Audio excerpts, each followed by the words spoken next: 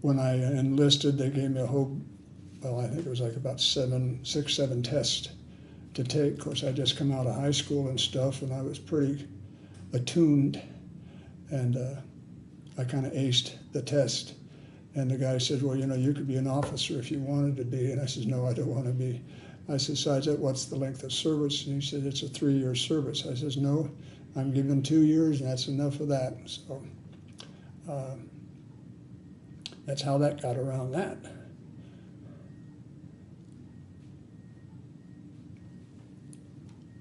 Do you recall any of your instructors back in boot camp? No.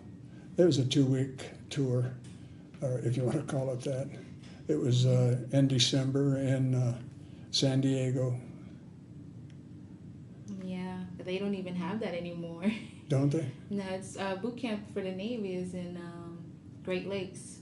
Huh? All of it now. Well, they had one there too, I think, but of course, being in the West, a lot of the people that were in my troop, I guess, or patrol or whatever, a lot of those guys were from Texas. Mm-hmm. So we were from basically all the West there.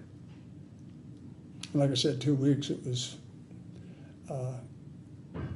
wasn't difficult at all. Okay. Did you receive any specialized training after the 2 weeks? Nope, not really. When I went active duty, I went to San Diego, and they pulled my records and looked at everything else like that. And he says, well, based on your college experiences and such, sounds like you're an ideal candidate for a yeoman or a personnel man pushing papers. And I said, you said the exact word. I don't want to push papers anymore. I says, I'd rather use the Navy as an ability to learn how to handle men, directions, understand them, a group of people. And he says, well, then you're talking about the dumb man's rate. That's what I mean by dumb man. He says a boatswain mate. If they can't put him anyplace else, he becomes a boatswain mate. And I says, well, that's what I want to be. And he says, but also it's also the senior rate in the Navy too, which means that if there's 20 people there and they're all the same rank, I don't care if I was one day a boatswain mate, I'm in charge. So it stood me in good stead. So how did you adapt to military life? Oh, no problem at all. Mm-hmm. There was a lot of regimentation. What I was doing initially, I was aboard the YR-71. That's a yard repair craft.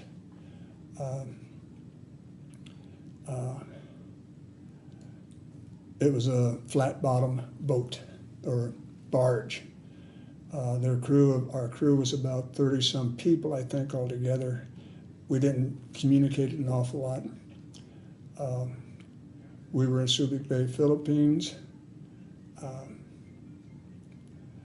being fitted in and out of dry dock several times because they kept adding equipment to it, and it kept sinking deeper and deeper, and they had to keep raising the scuppers and stuff. We had no propulsion.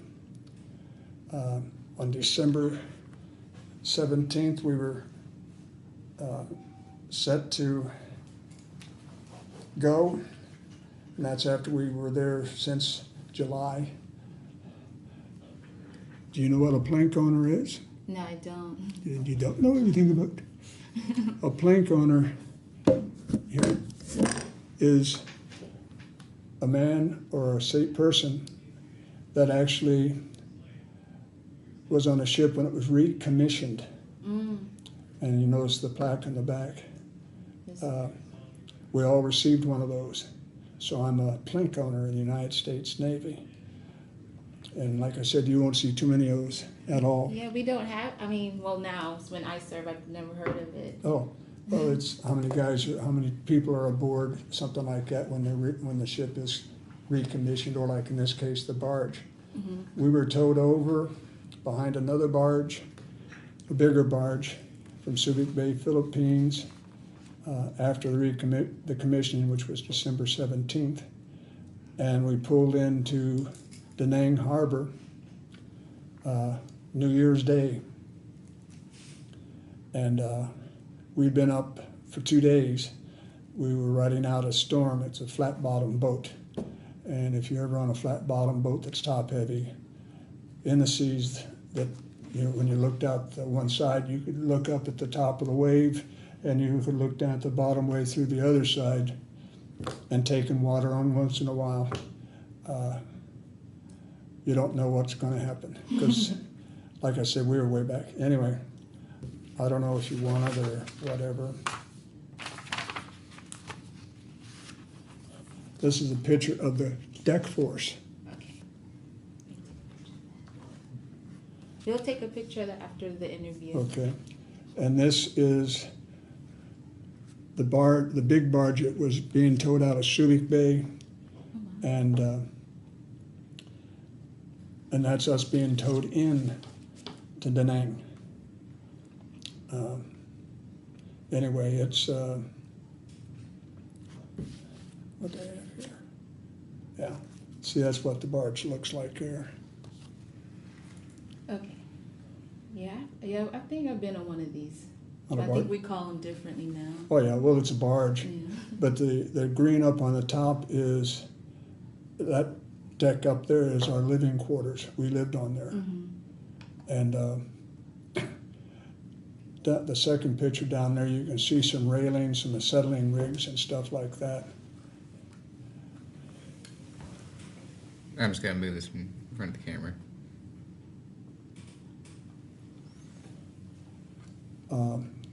When that storm hit, like I said, we were rocking and rolling.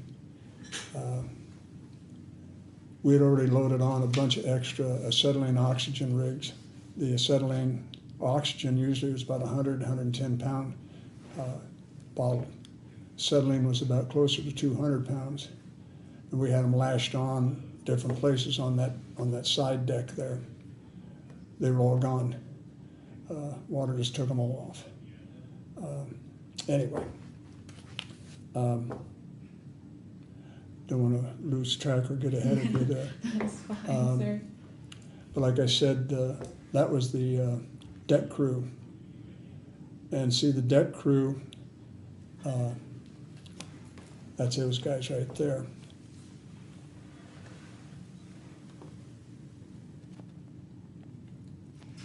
On the backside is a blow-up.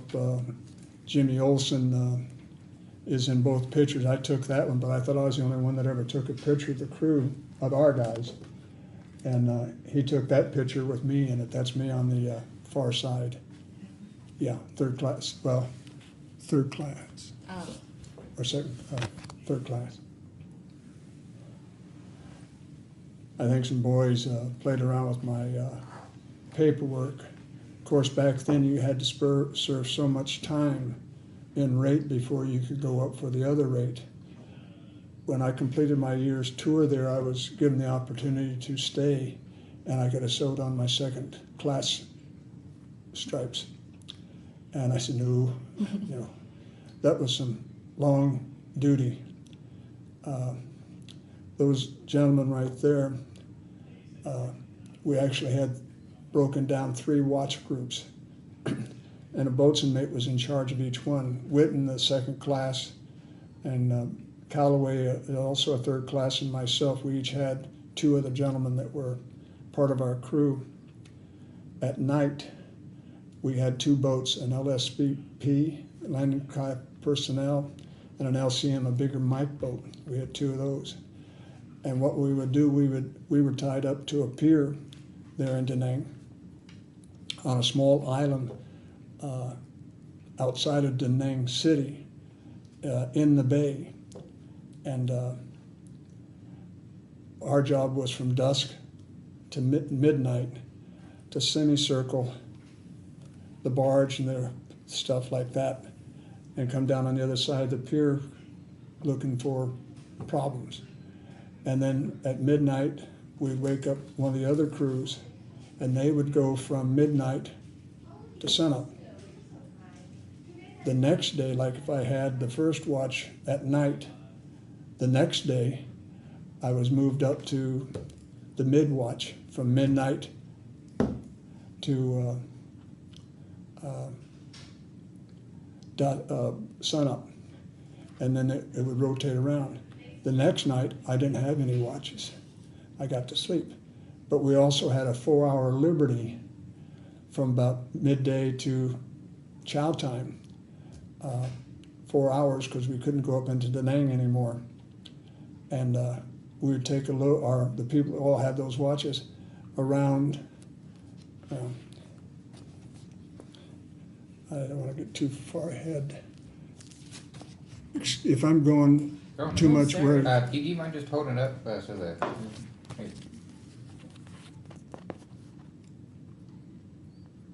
that's the harbor. In other words, this is the South China Sea out here. This is a causeway right here. You can see part of it right here. But here's where we jutted out. That was our little island. That's us tied up against a pier. And that's the big barge right there. I guess it's off the internet, the picture. I said, when the hell did they take that sucker? Anyway,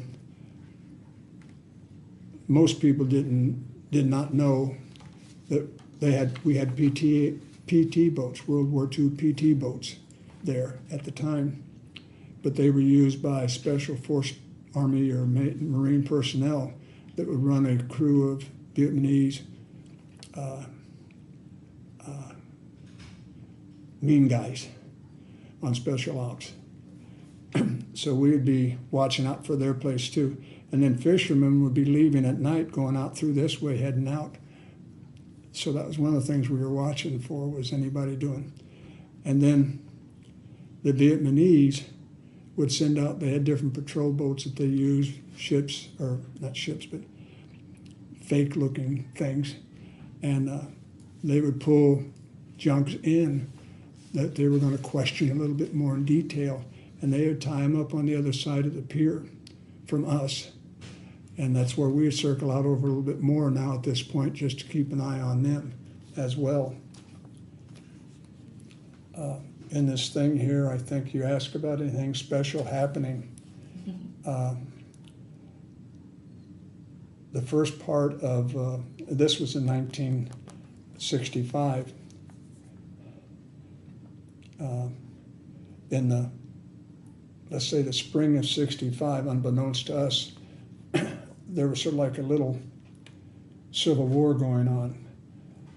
We were in the I Corps, then the I Corps, Second Corps, Third Corps, as far as Vietnam was concerned.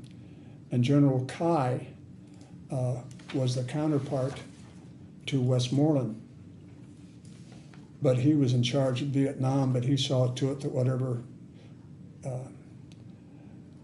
our general wanted them to do Westmoreland, he would see to it. And his General Tai in our area, unbeknownst to us, wasn't doing what he was supposed to be doing. And General Kai got pissed off and was going to straighten him out. And when that happened, we kind of ran into it. One of the gentlemen, Hitchcock, this is a navy blue pickup truck or stake body. You want me to move it or? No, yes, sir. And this is still in the Philippines, the lower picture, right here? That is the freshwater that we would go to here. We'd go over here on the South China Sea. It was fresh water coming down there on a pipe out of wherever there was a spring. And we would sit there in that water cold, we'd dam it up. And during that 4-hour liberty, we each had 2 beers, San Miguel or 31, Vietnam 31. They were both about 12% alcohol, and the beer was warm. You could not handle more than 2, and I was running the boat, so that was a little pissy. Anyway, you have that? Okay.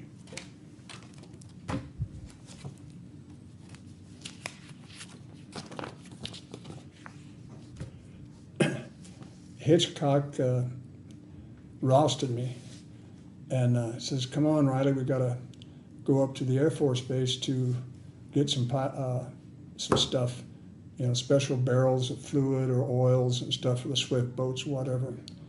And it seems like whenever he wanted somebody to go with him on any runs like that, he always went and come and got me. So I said, okay. I didn't have the duty that day, so I'm fine. Anyway, Camp Tenshaw is over here. Here's Camp Tenshaw right here. Here's the Da Nang River. That river went 8 to 10 knots.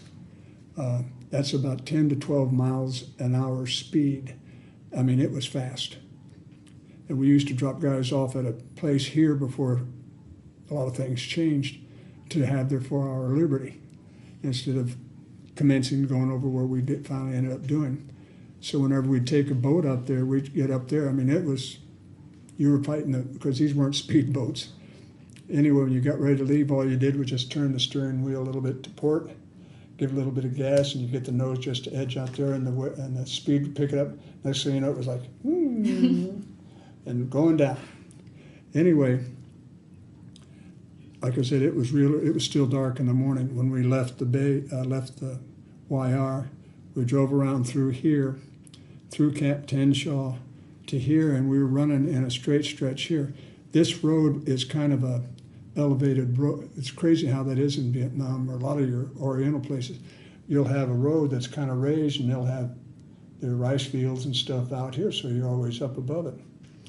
Anyway, we were going along through that, and we're looking straight down because it was a straight road, but we noticed that just after we got outside of Camp Tenshaw, we saw a couple airplanes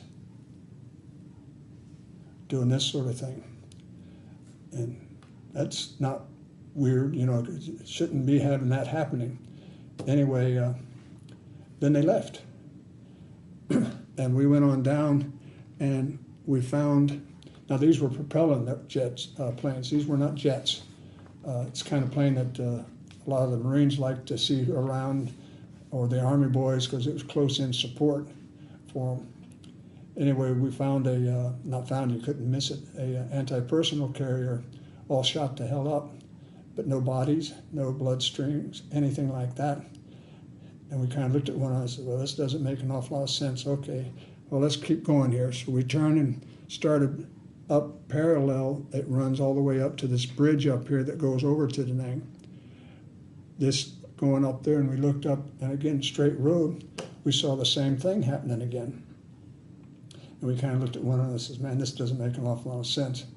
And Hitchcock pulled over the side and said, well, let's think about this for a minute. Do we really want to do this or not?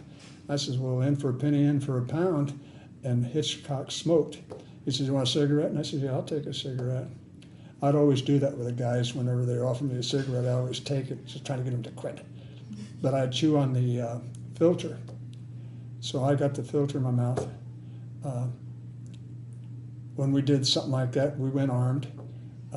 I had a carbine and a .45 caliber pistol on me. Anyway, we got up a little bit further, and darned if we didn't see the same doggone thing, another armored personnel carrier all chewed up and shot up. And, we kind of looked at one another here a little bit and says, I think we're being told something here. So we decided, let's head back. And about that time, we see them two planes doing the same doggone thing further up again. And I said, well, that's no doubt about it. We're getting back. So we turned around and started heading back. And we got down here pretty close to where that first situation was. And off to our right, like I'm looking here, and I'm looking out the window, and I see those two propeller planes pacing us. And I'm looking at it, and I'm looking straight ahead, and I'm chewing on that filter tip back and forth, and I'm saying to myself, damn it, Hitchcock, do not pull off the road. Please do not pull off. I didn't say it out loud, I'm just saying it. And then they kind of come a little bit closer, and just started edging in on us and run over us. Didn't touch us. And Hitchcock looked at me, and I looked at him, He says, I'm sure glad you didn't do anything stupid with that carbine. I said, what? You gotta be kidding me. I'm glad you didn't do anything stupid about getting off the doggone road. And we figure whenever we left the barge, off the barge, we always wore the light blue khakis and the dark blue pants and white hats. If not, we were wearing officer shorts, T-shirts, hats, and our shoes. That was it, you know, because you were getting wet all the time, no matter what we were doing. Anyway, we kept going, and then we looked back over there again, and darned if we didn't see those guys again. And we said, no. Anyway, they overflew us, and this time they did a wigwag. Anyway, you said you wanted, in case I don't know anything about that. Oop, I just moved that. It's okay. Should be good. I'll shut up about the name. No, it's fine, sir. And, well, you see the ribbon or whatever else like that. Mm-hmm. The second ship, or the other ship, when I left Da Nang,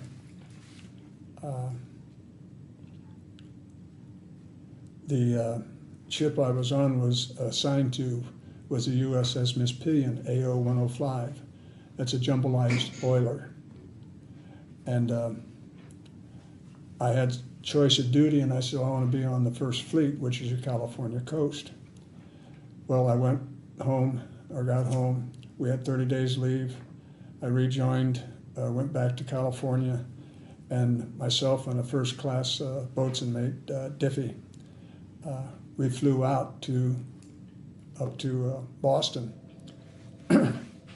And I liked it. It was when they were having trouble with airlines and flights and stuff, and they knocked off 2 people off the airplane when we got on the plane because we were special duty. Mm-hmm.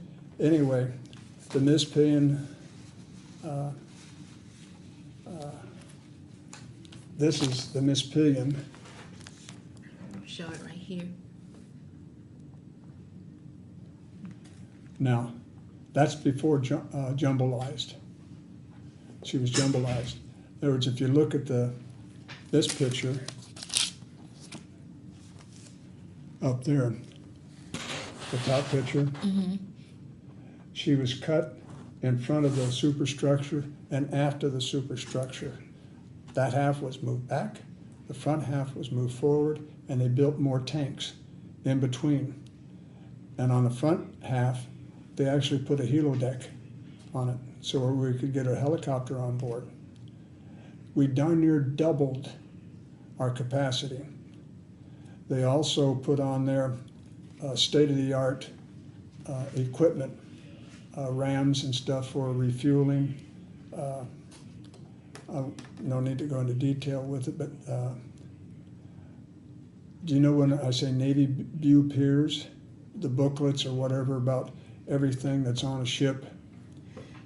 It's called Blue Jackets Manual now. Yeah, well, whatever it is, it's just, you know, View Piers is the main office. But the rigs were not the same as newer rigs. These were on hydraulic cams.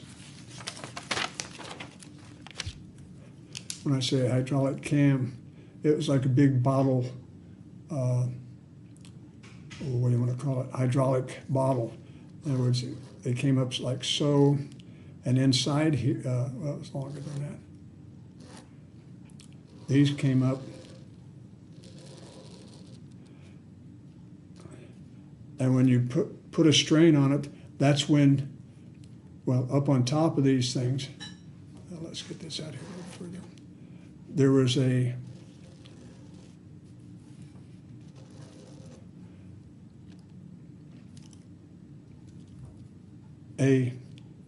steel rod. That's right.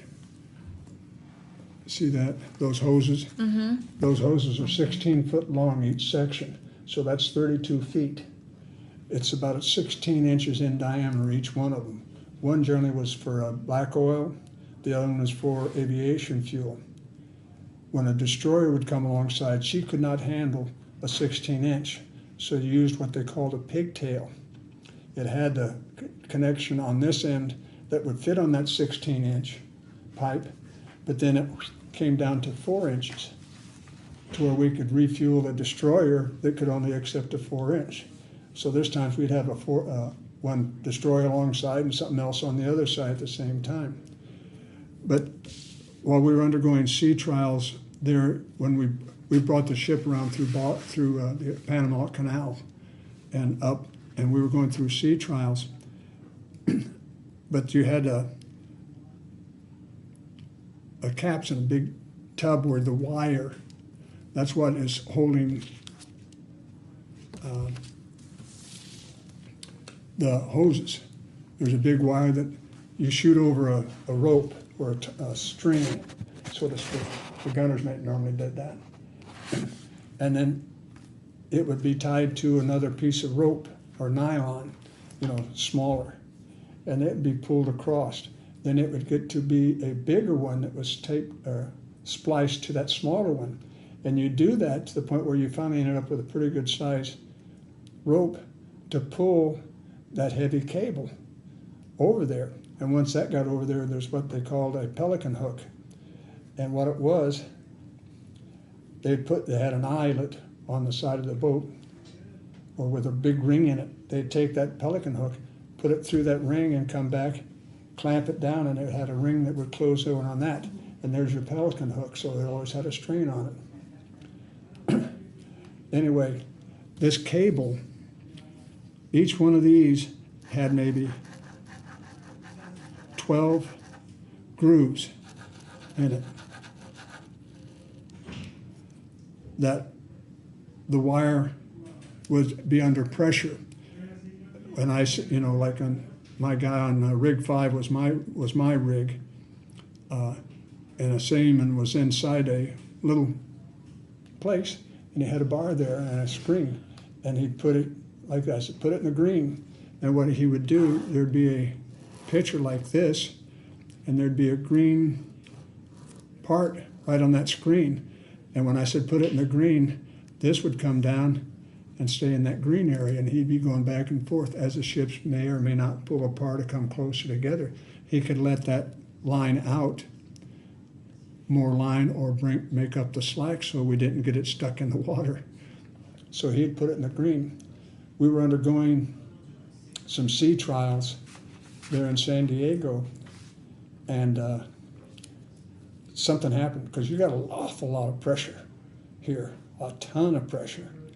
And like I said, the line would come off this big tub over here, and it would go over here, through one outlet, something else, and over here, but curve it around to where it was being fed directly into this bottom one, so that it would go up there. So these were actually laying on the deck, this wire. Something happened, not supposed to happen, couldn't happen, they said, but it happened.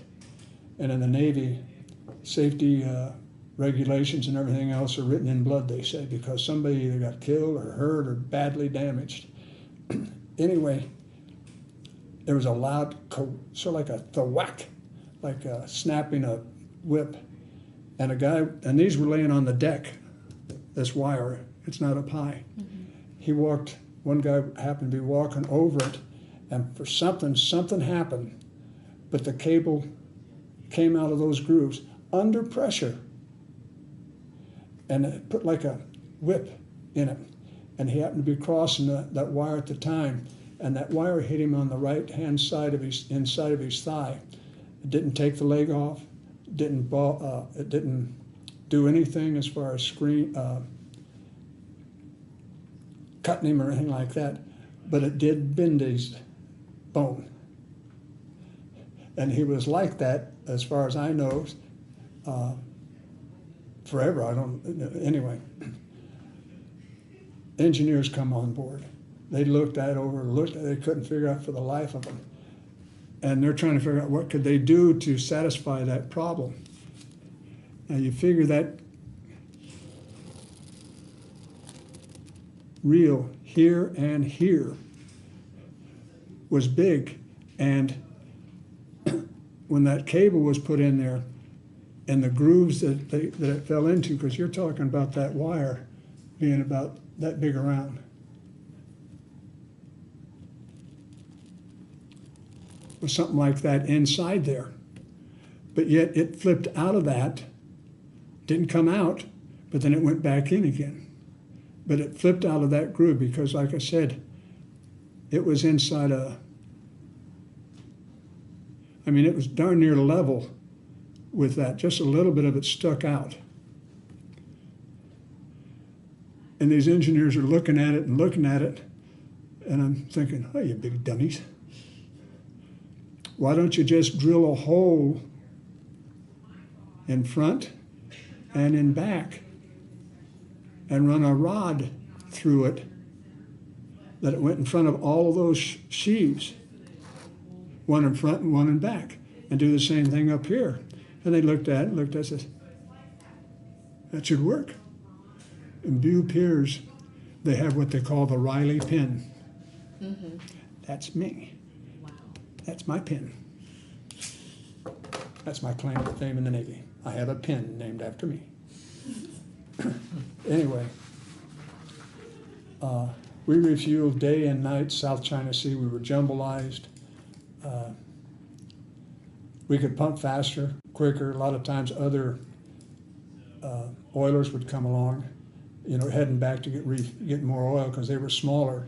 Well, we'd pump them dry, so we would stay on station. So when we were on station for a long time. But one of the greatest thrills I ever had was refueling the New Jersey. Wow. She'd come alongside, and you talk about the old Navy. That's something else to see. That sucker come alongside. Anyway. I'm sorry. You got questions? I didn't mean to rattle. No, it's fine, sir. It's fine. So while doing all of this, what was like the food like? Oh, great food. Great food. Oh, yeah. On the YR, we had Cookie, he was always Cookie. He was a true alcoholic. He stayed at pretty much the same level all the time, but he saved us so much. In the Navy, you got counters like this, and then you have bins underneath there. And you take that bin and open it up, and it would be like a half moon, and they'd put like a 40-pound bag of flour inside that, and he'd reach down with a bucket and get the flour and stuff he wanted. Well, the one bit he had, he'd reach down, come back out, wipe his hand off, and he had his bottle. But he'd make rolls, coffee cakes, sweet rolls, donuts, sweets that nobody else could do. And the word got out where guys would come alongside in a Mike 8 boat. Now, Mike 8 is almost 3 times the size of the Mike 6 boat we had, which you could put a pickup truck in like that blue. It would fit in that easy enough. And they had little huts built on the back because these guys were running cargo back from civilians out there in the bay to the harbor area. Anyway, the word got out to where he could actually, guys would come alongside and say, "Has Cookie got anything today?" And he always had something for these guys. And in turn, we never were without steaks.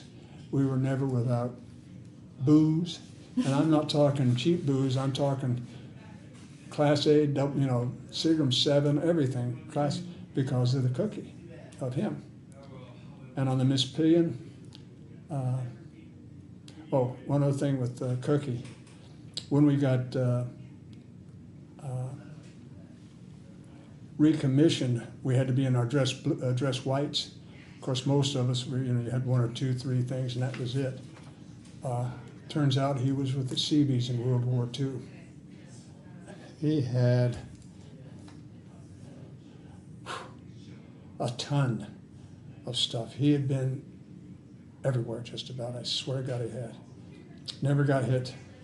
I remember being on Liberty with him there in Da Nang, or in Subic, and some older guys were walking by us, and he stopped, grabbed my arm, says, "Wait," reached over there and says, "Wait a minute, bud," grabbed a hold of his shirt like this and ripped it off of him, his medals and stuff. And this guy just about come unglued, and he says, "You weren't old enough to deserve all of those medals, my friend." And with that, boy, that guy just got good, deathly white. He'd been pulling off some shit for years, evidently. He didn't have a big, but he recognized some of those campaign medals. And then you hear every now and then about here in the States where some sheriff or something like this fakes out that he was a service and had this and that. And just bad. But no, I poured in the Miss Pillion because of my running boats and stuff like that, second division. My job was the captain's gig. I ran the boat whenever he wanted off, and we never tied up into a piers. We were always out, so I always had open gangway, so whenever he was off the ship, I was off the ship. I don't know. I got a picture here somewhere of it. One of these, There. right up here. See it? No. The top one? The bar, yeah. That's in Hong Kong.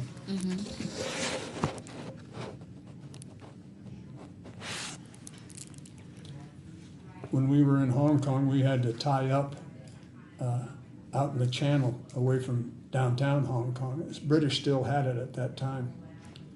And the executive officer was going to drop anchor and secure the ship. Well, when you take a boat like that off, it gets picked up with two hooks on the side, two clamps on the side. It's picked up and part of the nose is put in and then put back out like this to where it goes over the side. And I'm at the control there, the steering wheel and the lever to go forward or go aft. The engineman is sitting next to me, or standing next to me. And the bow hook and the stern hook are handling those rings. Anyway, they get you down to about the point where you're all set, to where you just got a little ways to go to drop it in the water. And we started up the boat and dropped it in the water, and about that time my ass end of the bar of the gig kicks forward, and the XO didn't wait. He backed down the ship to set the anchors. When he's backing down the ship, all of a sudden I got all that power of water coming back up my asshole. And the bow hook, one of the guys on the far side, was able to get his loose and off. And the other guy, he had a strain on it, he couldn't pull that plug. I said, grab a hold and hang on. And I pushed the throttle forward, turned it around like this to where the butt went down, his water, my force, like this, and I kind of pivoted and come back down into the water. Lucky, if one of those guys would have fallen off between me and the boat, we'd have crushed him. And the old man, we had a warrant officer, number one warrant officer, up on the deck. Oh, I could hear him.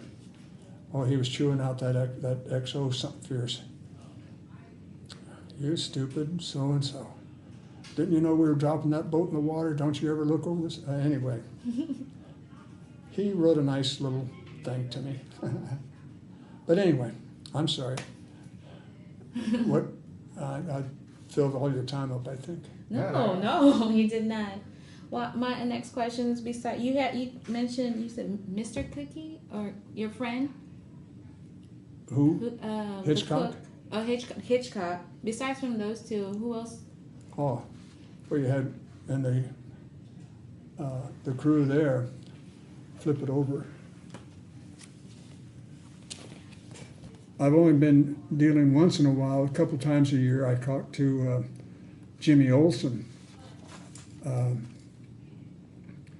and he's actually published several books. He even was writing a book about the YR-71, but he couldn't get anybody that was really interested in a peaceful thing without really jazzing it up, because we were just kind of having fun.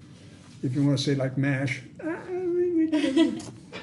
but you had Calloway, Urick, Jimmy Olsen, Buckingham, Bodish, Meyer, Winton BM2, Cunningham.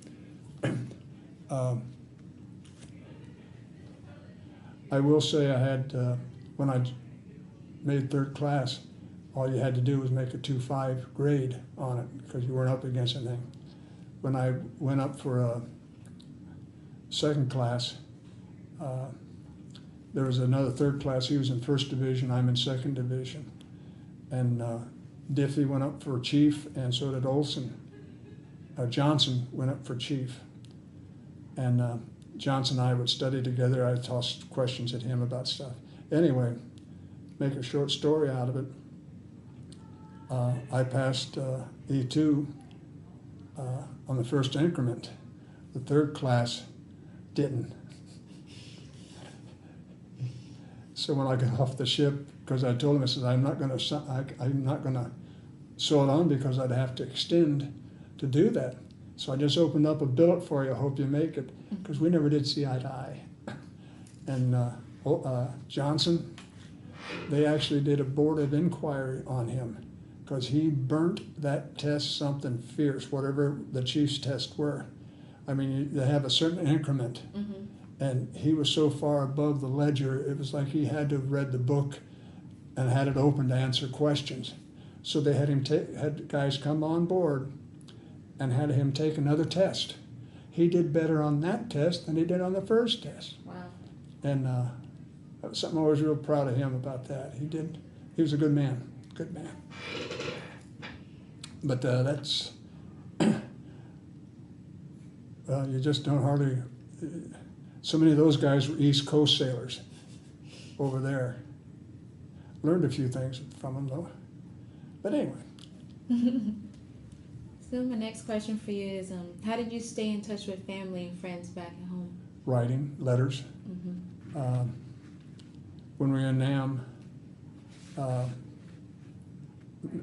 could mail a letter like on Monday, and I'd have a response back from my wife probably by Saturday or the following Monday, because it was happening within like turnaround like 3 days or something like that, which was fantastic as far as we're concerned. And then Tricky Dicky decided on, I'll speed it up. Well, it then went to like a week. No, let's say more like 10 to 14 days before we'd have a response back from when you wrote the letter out. It just, whatever he did, it stopped everything. But still had good care packages from Sharon's grandmother, Murphy. And I had to be real careful because it was in usually a metal tin. Mm-hmm. And she'd make these pecan rolls. I'd open up the can and the guy's, Wiley's got his box open. Close that baby down. So you had to pick your time. But she was a great lady, great lady. So, where were you when the war ended? I was home. You're home. Oh yeah. See, at that point when I was got off of active duty, that was in summer of '67. Mm-hmm. When I tried to find, there's some stuff like Brown Water Navy and things like that. The Coast Guard was there first, as far as any naval actual surveillance or coastal surveillance. It was the Coast Guard that were there first. Then the Swift boats came in, but they weren't even considered Brown Water Navy. But then they actually ended up becoming Brown Water Navy. And then, of course, you had the PTs, but like I said, a lot of guys didn't realize PTs were there, but it was special force stuff. But no. So, how did you return home? I flew. You flew. That Cap Tenshaw there, wherever it's at, I had papers come to me or file, and I had to leave the YR. Actually, I was on the YR probably for 3 months longer than I should have been, because nobody ever got any leave off of it. And we were having people coming in to replace us, and they couldn't handle it. And anyway, it was so hot in July there in Cap Tenshaw, if you're laying in your rig, in the rack, you just laid your arms off the side, legs, and somebody got up and walked down. You could feel the breeze. But we left. Went over to the Air Force Base there in Da Nang, and we got a shuttle over to Clark Air Force Base, and then we actually flew out from Clark Air Force Base, and we ended up landing on, it was a big C-141, and we were just laid out all over the deck in that plane. We landed there at a SAC Air Force Base, and it turns out that I guess they utilized us as prisoners of war, because when we got off, we were still in dungarees and stuff like that to get something to eat while they refueled the plane. And they warned us. It says, don't step out between those lines that are out there, you know, rope lines. Mm-hmm. And wait a minute.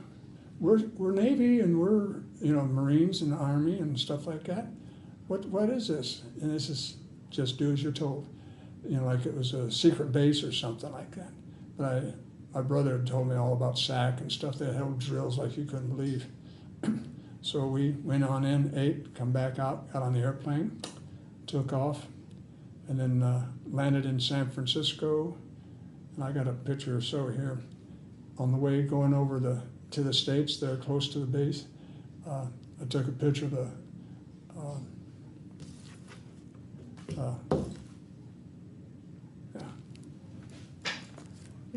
that's me. I got a tan there, as you won't believe.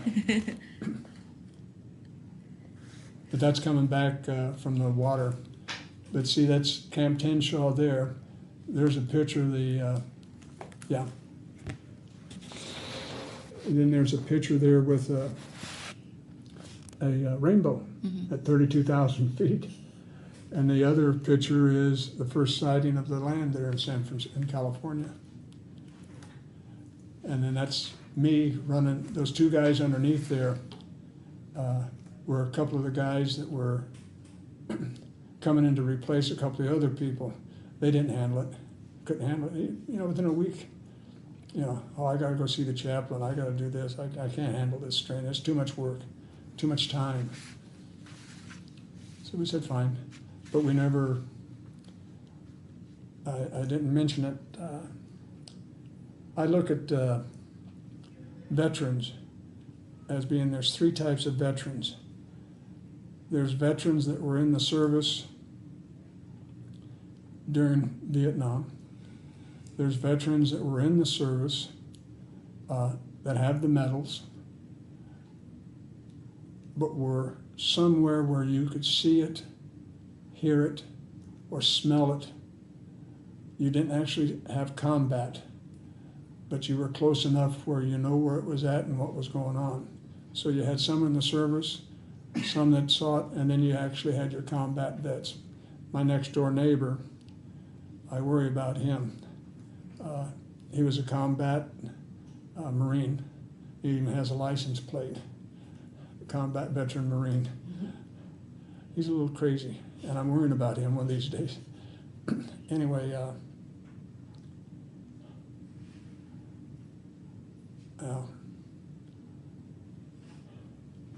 I don't know, I get off of a tangent, I'm sorry. You're saying there's three different types of veterans?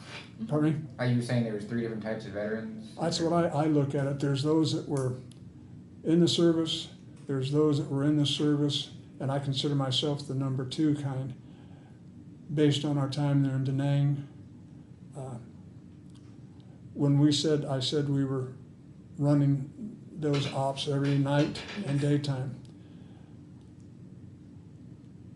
you actually had, when it got dark enough, there'd be an airplane or two that'd be flying out, because you had the air base over here. See, the first combat troops did not hit Da Nang. I'm saying combat troops, not special forces, until the summer of 1965. It was like 1,200 of them or 2,000, I can't remember. But they went ashore at China Beach. They're in Da Nang. First combat troops, and because if they don't want to take that airport, they'd had a lot of Air Force people pissed at them, I can tell you that, as far as flying and doing that sort of thing. But Air Force people don't really have an awful lot of armament as far as handguns and stuff like that. That's not their job. The other forces are. But every night, and the first couple times home, I had to be a little careful, just give me bad shivers. You'd look up and you'd see yellow flares coming down. Over here was where the big helo base was for jump off, for a lot of stuff. But you'd see yellow flares. They're not being shot up, they're being dropped out of an airplane or a helicopter. And then all of a sudden over there you'd see a red flare. Another red flare. It was hot. Something is going on. Somebody rattled the beer cans in the concertina, or they actually spotted somebody or something. There wasn't a night, and I can't remember ever having a night that there wasn't red flares. So something was going on all the time. That's why we took it very seriously as far as doing our little back and forth, back and forth, back and forth. A couple of those pictures, I've got a couple of pictures where the Vietnamese they had some pretty good looking ships that they would service to look at fishing boats and stuff, but a lot of their stuff were the good guys. They were in their own junks, and they'd pull one of those junks in, or two at a time, that were had too much rice or other stuff, or they actually uncovered weapons, which is new. Anyway, in the one sheet there I said they pulled in the two. The first one was allowed to go its merry way. The second one didn't. And sometimes you could hear the interrogation that was going on, because again, we were tied up right there at the pier, and you had some of those huts back here where they were interrogating them. We had, on one occasion, an LST, and that's what we pulled in a lot of times up at Camp Tenshaw. LST is one of these boats that are ships that could go up onto the sand, and the bow would open up, and then and the right go down, and they could come in and out of there with stuff real fast. Well, they had an LST, and we were told not to take any pictures of anything going on the dock. You can look, but don't touch, sort of thing. Anyway, comes down, and there's probably about 150, 200 BC that were cuffed. They had them lined up on the pier, and then had them sitting down. And then they ended up late at night, or it was at night, they loaded them onto that LST, and it left. It was back the next morning. Didn't have anybody on board. But see, that's when they were also doing public executions down in Saigon. I think they went swimming with chains, But that's my thought. Don't know if it happened or not, but I know it went, and it came back, and there was nobody else on board that thing. But anyway, strange things happen. Strange things happen. I'm sorry, go ahead. It's fine. How did you readjust to civilian life? I really didn't have too much of a problem, honestly. I know I had a problem there for a while when I got assigned to a Miss Pillion. I had just gotten there and been talking to some people and stuff, and one of the guys was going to take me aft or in the back and show me where I'd be bunking and stuff like that. And it was still in the shipyard there at the time, being worked on and stuff. Did you ever, a powerful chipper, that was airplane or? Yes. Well, I'm walking alongside this guy, and he's walking alongside me, and some guy lets loose with that chipper. 1,002nd. I'm on the deck. He says, "What's wrong with you?" He says, "Man, when you hear a sound, something like that, you don't want to look up and see what's going on. You hit the deck and stay there." that happened a couple of times. I finally caught myself, but that was the only, other than we take a BB River cruise. Of course, we've been living here since about in the middle of '80s, and we're going up the water, and I'm looking there, and I said, that'd be a good place. Yeah, that'd be a good place. You know, you're just anticipating. And then this last 4th of July, the fireworks. The light and the sound, but it was the sparks. But, no, just one or two little instances that thing. I know there's, I brought them, but I'm not going to go into those. But well, I've always, I don't know if you've ever seen the movie To Hell and Back. Audie Murphy, Sergeant York. Gary Cooper played Sergeant York, wrote a Medal of Honor winner, World War I. Audie Murphy, the most decorated World War II soldier.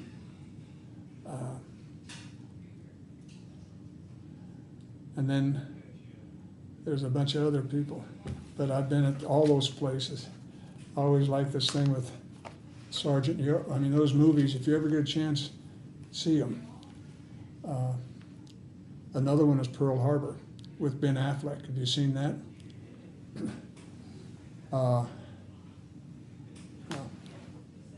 Like Sergeant York, I always get a kick out of this. Impressed the regular Army officers with his ability to use a gun, shoot accurately at ranges of 200, 300, and 500 yards. Accurately. Today, that'd be expert. At that Algon Forest, fall of 1918, he killed 25 Germans, knocked out 35 machine guns, and captured 132 prisoners almost by himself.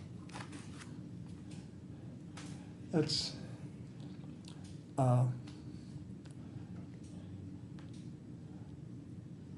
there's a. Have you ever heard of the USS Arizona? Yes. Were you ever over there?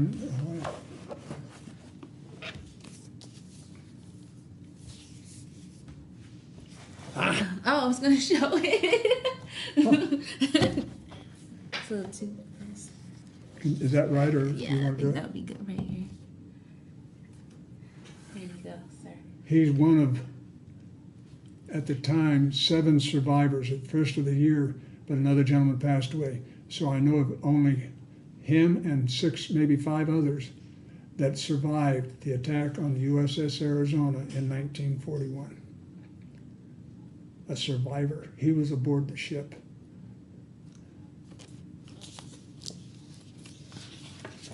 I got it signed. It's one of these books that really gets you.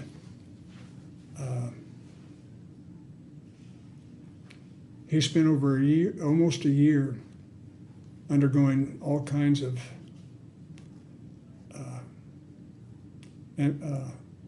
skin grafts and stuff. At one point, they wanted to amputate his limbs. He wouldn't do it. And then the dirty son of a gun, when he was finally discharged, he kept going back to the Navy recruiter, wanting to re-enlist, and they kept telling him, "You're stupid. You don't need to do that. You've done more than your fair share, more." And he kept after him, and the guy says, "Okay, I tell you what.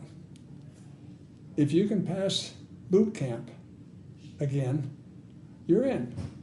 Well, the sucker passed boot camp and did it again. He was out there in the harbor or close to it when they dropped the bombs in Japan. so he can be one of the few distinct individuals that was there at the beginning, and he was there at the end. But I don't know. In the book, there's a poem here, and I'll let you read it. I can't hardly do it. Okay, I'll take a picture of it. No, read it. I want you to read it. Read it.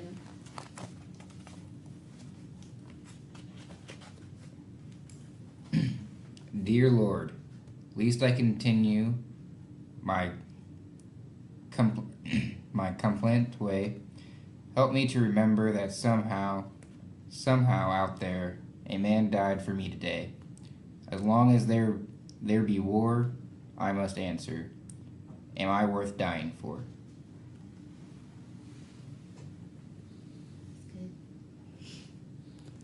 Think about it. It just something else. Because Powerful. But like the Doolittle Raiders, it's been several years ago. They had 4 of them here, and at Wright-Patterson, and they've actually even that's finally the home for their goblets and stuff is there. They got a special thing there. There's still one of those gentlemen alive of that group.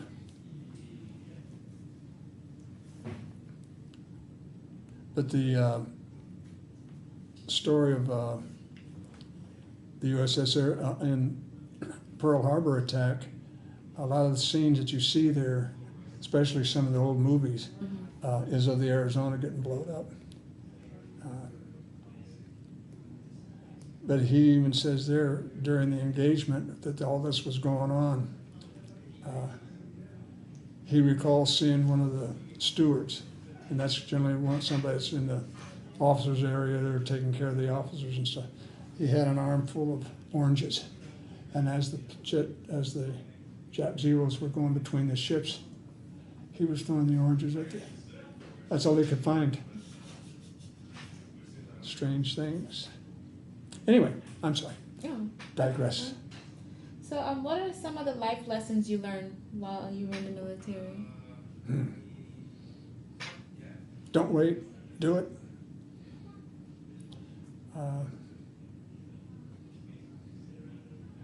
Never say never. Okay. And next question is, how has your military service impacted your feelings about war and the military in general? Well, I have 2 boys. They're older now. I think it's a horrible thing that we can't communicate. But it seems like some of the people, and I'm not picking on the Iraqis or over there, but to them it's a religion. And how's that word? Infidels. Just by walking on their ground, we're being not courteous. We're being, I won't say sacrilegious to them, but it is. I mean, they're looking at that as being, their holy land, and we have no right being there. But we're too darn dumb-headed not to realize that. And the president we have right now, he's going to get us in trouble.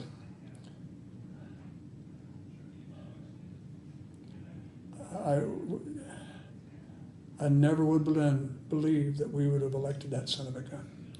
Just, I don't know what your choices are or whatever, but I'll tell you straight out, personally, I've had run-ins with people he's been acutely worked with. I had a wholesale tire center in Fulcroft, Pennsylvania, and I had customers over in Jersey at the, what is that, gambling facilities over there in Jersey. Anyway, it's on the coast. As Hillary Clinton says she's never heard of a casino going bankrupt. He did. And I don't understand that either. How can you, I mean, you control certain things, you know, but I know of several people, don't want to exaggerate it, that worked for him. They're in Atlantic City, that's what I'm thinking, Atlantic City. Guys that built tires, equipment and stuff like that, some construction people, and stuck it to them. You know, had a contract, did the job, charged too much, little things like that, charged too much, stuff and caused a lot of guys to go out of business. Mm-hmm. But anyway. Okay, we have a couple more questions Sure. for you, sir. And what message would you like to leave for future generations who will view this video or interview? I remember reading some of that stuff, and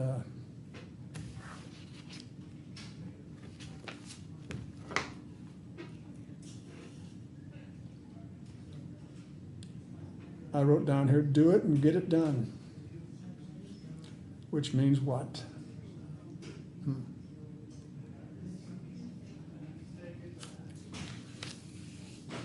Life's too short to screw it up fighting, trying to kill somebody. Knowing my luck, I'm been blessed. The only guy I really wanted to do bodily damage to when I was in the service was an ensign. A little cockknocker. I had a pallet. We were down in the hole. Empty pallet, just wood pallet. And I've got it, and I'm about to take it over here and put it on the rail and slide it up out of there. And he said, let me help you, let me help you. I said, no, I've got it, I've got it, I've got it. Turn it loose. He said, no, I can help you. And he pulled it like this, and it went across these 3 fingers or something like that. Smacked him good. I tried to make a fist. If by golly I could have made a fist, he'd have been out on the deck. I'd have smacked him. I really wanted to hurt him. I really, truly did.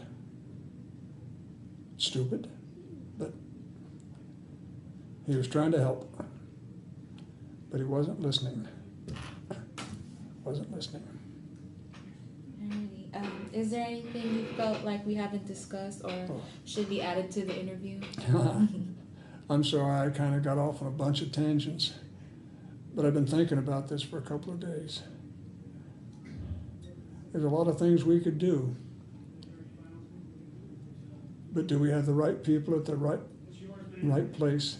Today's article in the paper, somebody in the editorial section, just a little segment like that, says, you know, we've had some bad presidents and some good presidents, but so far from what our current president, it's going to be a long time before somebody can match him as being a bad president. What's he done? He's incited a lot of people and got a lot of people worried. And I'm afraid it's going to get worse. He just won't shut up. Like me. You're fine, sir. That's. Okay, well, I appreciate it. Thank you. thank you. That concludes our interview. Thank you for your service, sir.